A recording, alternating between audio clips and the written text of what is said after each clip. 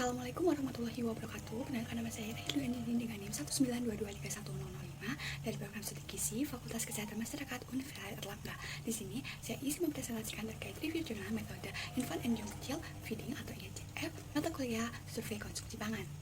Berikut merupakan identitas jurnal utama yang saya review yang berjudul Association Between Infant and Young Child (ICF) Indicator and the Nutritional Status of Children in Northern Ghana, yang berasal dari jurnal Nutrients volume 12 nomor 9 yang diterbitkan pada tahun 2020.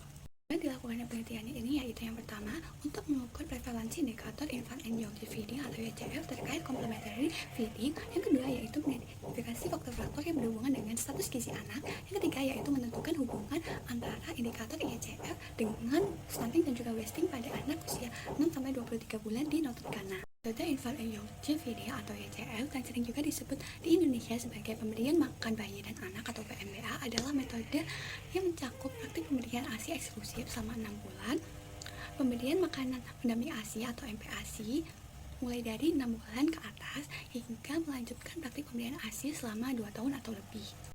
Subjek penelitian ini adalah pasangan ibu anak usia 6-23 bulan yang berjumlah 581 orang di Northern Ghana. Untuk reputasinya yaitu dilakukan 1 kali pada bulan Juni 2018. Pelaksanaan dimulai pada tahap pertama yaitu pengumpulan data melalui survei komunitas dengan metode cluster sampling 2 tahap. Tahap pertama yaitu memilih 25 komunitas dan tahap kedua memilih 24 rumah tangga berkomunitas secara sistematik random sampling. Yang ketiga yaitu mengumpulkan data menggunakan kuesioner wawancara 24 hour food recall. Yang keempat yaitu melakukan pengukuran antropometri menggunakan alat dengan standar WHO. Yang kelima yaitu data 24 hour food recall akan digunakan untuk menilai indikator ICF yaitu TICF, MDD, MMF, dan juga MAD. Yang keenam, data yang diperoleh akan dianalisis menggunakan perangkat SPSS versi 25 dan juga WHO Antro versi 3. Yaitu cara mengolah, menganalisis, dan juga menyajikan data.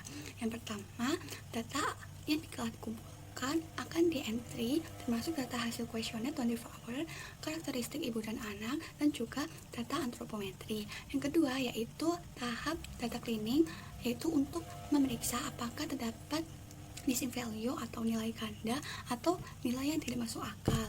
Yang ketiga yaitu menghitung nilai Z-score untuk indikator LAZ, WHZ, dan juga WLHZ. Yang keempat, data 24 hour food recall akan diolah untuk menentukan skor indikator ICF. Yang kelima, analisis data dilakukan dengan analisis deskriptif untuk mengetahui prevalensi indikator ICF dan juga status gizi anak. Yang keenam, analisis berat dilakukan untuk menguji hubungan antara indikator ICF dan juga status gizi. Yang ketujuh, analisis multivariable binary logistic regression juga dilakukan untuk mengetahui prediktor signifikan terhadap stunting dan juga wasting untuk memperhitungkan faktor peracu. Yang kedelapan, penyajian data disajikan dengan dalam bentuk tabel-tabel dan juga menampilkan hasil analisis deskriptif, bivariat, dan juga regresi logistik multivariat. Hasil penelitian menunjukkan bahwa prevalensi stunting sebesar 33,2%, wasting sebesar 14,1%, underweight sebesar 27%, dan overweight sebesar 2,6%, yang menunjukkan bahwa masalah gizi yang signifikan. Sementara itu, indikator ICF seperti TICF sebesar 66,4%, MDD sebesar 50,6%, MMF sebesar 69,4%, dan juga MAD sebesar 38,9%, yang menunjukkan bahwa tingkat praktek ICF yang relatif baik. Berdasarkan hasil analisis, tidak ada indikator ICF yang berhubungan yang signifikan dengan stunting maupun wasting setelah disesuaikan dengan faktor perancu potensial dalam model, kecuali konsumsi makanan kaya zat besi yang dapat menurunkan risiko stunting. Selanjutnya yaitu validitas dan juga reliabilitas metode ICF. Berdasarkan penelitian ini menunjukkan bahwa indikator ICF individual mungkin tidak reliable dalam memprediksi stunting. Berdasarkan penelitian lain menggunakan data Filipina untuk menguji MDD, MMF, dan juga MAD versi 2021 terhadap kecukupan mikronutrien, kecukupan energi, dan juga status antropometri, hasil menunjukkan bahwa DDS dan juga feeding frekuensi mencerminkan kecukupan mikronutrien dan juga energi, tapi indikator tersebut kurang sensitif terhadap stunting karena stunting merupakan outcome kronis. Nah, penggunaan 24 hour food recall ini juga dianggap metode yang valid dan sering digunakan dalam survei nasional untuk mengukur ICF meski memiliki kelemahan seperti bias recall. Selanjutnya yaitu bias yang dapat terjadi pada metode ICF dan juga cara mengurangi bias tersebut.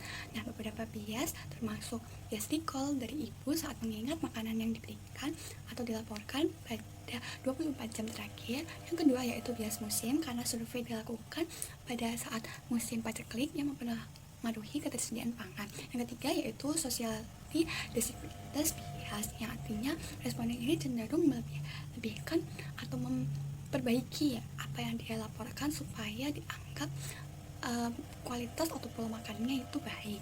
Nah, untuk mengurangi bias pada penilaian ini dilakukan pelatihan enumerator pada survei, instrumen standar WHO, dan juga melakukan cleaning data antropometri yang tidak valid. Yaitu kelebihan metode IACF. Yang pertama, indikator pada metode IACF mudah dilakukan dan juga valid untuk mencerminkan kecukupan mikronutrien dan energi pada anak usia 6-23 bulan. Indikator tersebut berguna sebagai alat pemantauan nasional karena relatif mudah dikumpulkan lewat 24-hour food recall. Yang kedua yaitu metode IACF memungkinkan pemantauan tren nasional atau regional yang memberikan indikator outcome yang ringkas seperti MDD, MMF, dan juga MAD, dan membantu merancang intervensi program serta memudahkan evaluasi kebijakan atau program. Kekurangan dari metode IACF yaitu yang pertama, potensi bias ingatan pada penggunaan 24-hour food recall serta tidak dimasukkannya berbagai indikator lain seperti praktik pemberian makan jangka panjang atau infeksi kronis. Yang kedua yaitu selain itu, indikator IACF juga hanya memberikan gambaran konsumsi makanan atau minuman selama 24 jam sehingga tidak mencerminkan pola makan harian sebenarnya. Merupakan daftar pustaka yang saya gunakan. Sekian, terima kasih atas perhatiannya. Mohon maaf apabila ada kesalahan kata maupun ucapan. Wassalamualaikum warahmatullahi wabarakatuh.